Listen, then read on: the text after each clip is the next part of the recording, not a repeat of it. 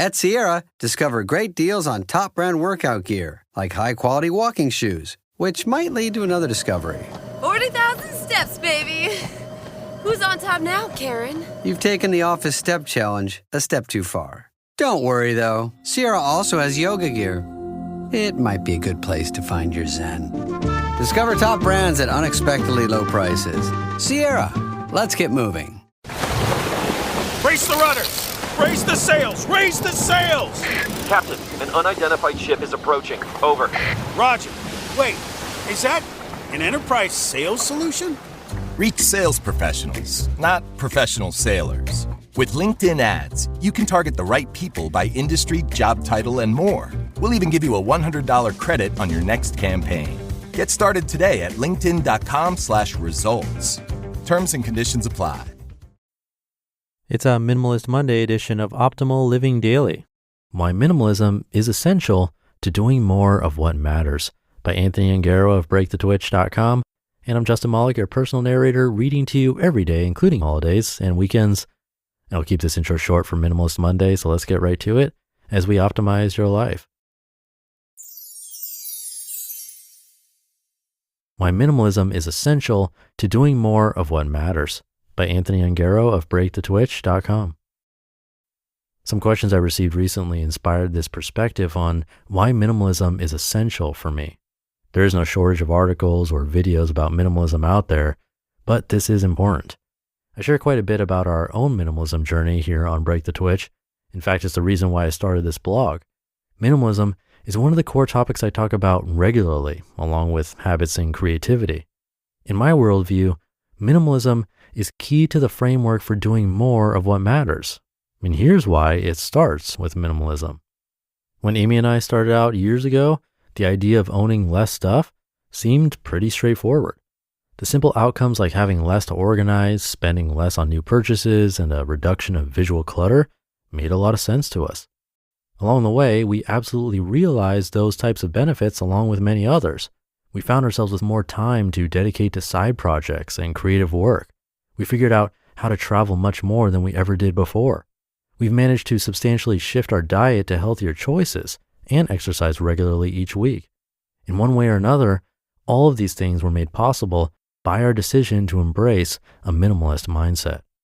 The truth is, we wanted to do those things. We always wanted to explore more, have more free time, flexibility, and less stress.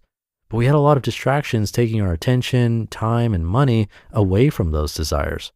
This is why minimalism is essential to doing more of what matters. It minimizes distractions.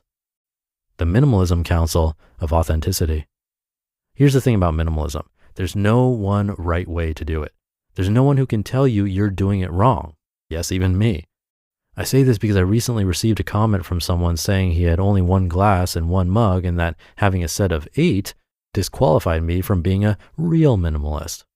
In the end, I don't feel the need to call myself a minimalist or be recognized as one because it doesn't define me. Minimalism is a tool that we can use to remove things from our lives if they are distractions getting in the way of doing more of what matters. If you have 24 glasses in your kitchen cabinets, but they have no impact on your ability to manage stress levels, spend more time with family, or do anything else that matters to you, then so what?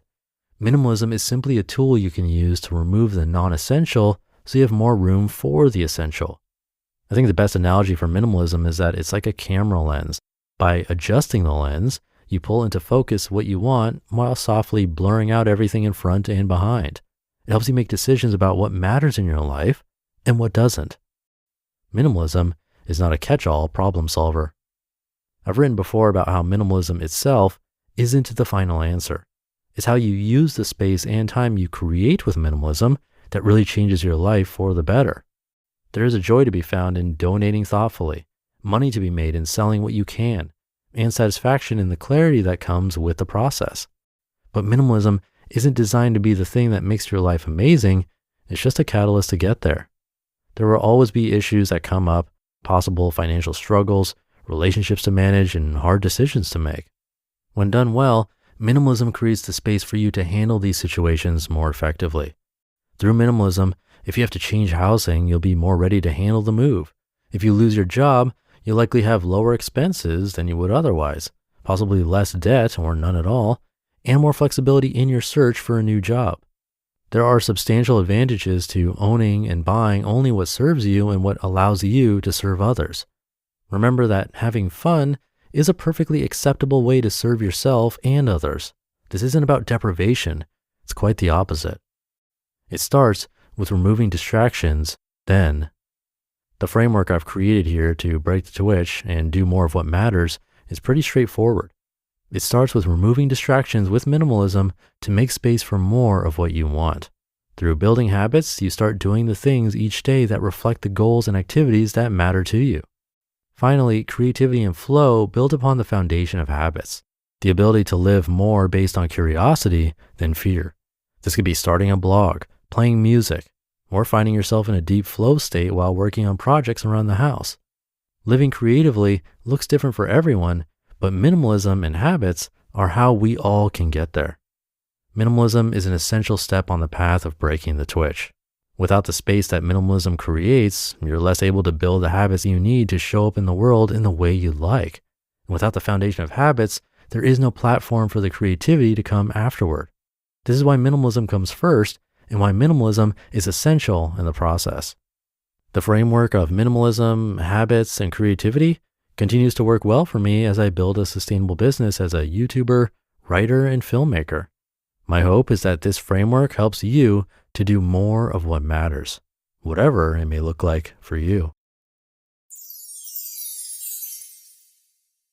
You just listened to the post titled, Why Minimalism is Essential to Doing More of What Matters by Anthony Ongaro of breakthetwitch.com, and I'll be right back with my commentary. At Blinds.com, it's not just about window treatments. It's about you, your style, your space, your way. Whether you DIY or want the pros to handle it all, you'll have the confidence of knowing it's done right. From free expert design help to our 100% satisfaction guarantee, everything we do is made to fit your life and your windows. Because at Blinds.com, the only thing we treat better than windows is you. Shop Blinds.com Labor Day Mega Sale happening now. Save up to 50% site-wide plus a free measure. Rules and restrictions may apply. Class is now in session, and the UPS Store is here to help you ace arriving on campus. Our certified packing experts can pack everything you need, from desktops to decor. Plus, when you pack and ship with us, you get our exclusive pack and ship guarantee. Your items arrive safe or your money back. Restrictions and limitations apply. To get a 20% off packing coupon and for full details, visit the upsstore.com/packing. Take it, Anthony. This one I definitely related to. For me, I have a decent amount of stuff, probably less than average though. And when I buy things, I feel like it's almost always replacing something. Like food is a replacement. For example, I run out, and then I buy more. Simple. But when a cool gadget of some sort comes out that I want, well, I don't want to keep the old one, so the answer is to either sell it, donate it, or if it's broken, throw it away and replace it. That's the easiest and most practical way I've found to keep things organized for the most part and not end up making things a lot more complicated. Then if it's something completely brand new, I try to find something else to get rid of. But no matter your strategy, I think Anthony's perspective is a good one and something to think about on this Minimalist Monday. So that should do it. Hope you're having a great start to your week in Minimalist Monday, and I'll be back tomorrow where your optimal life awaits.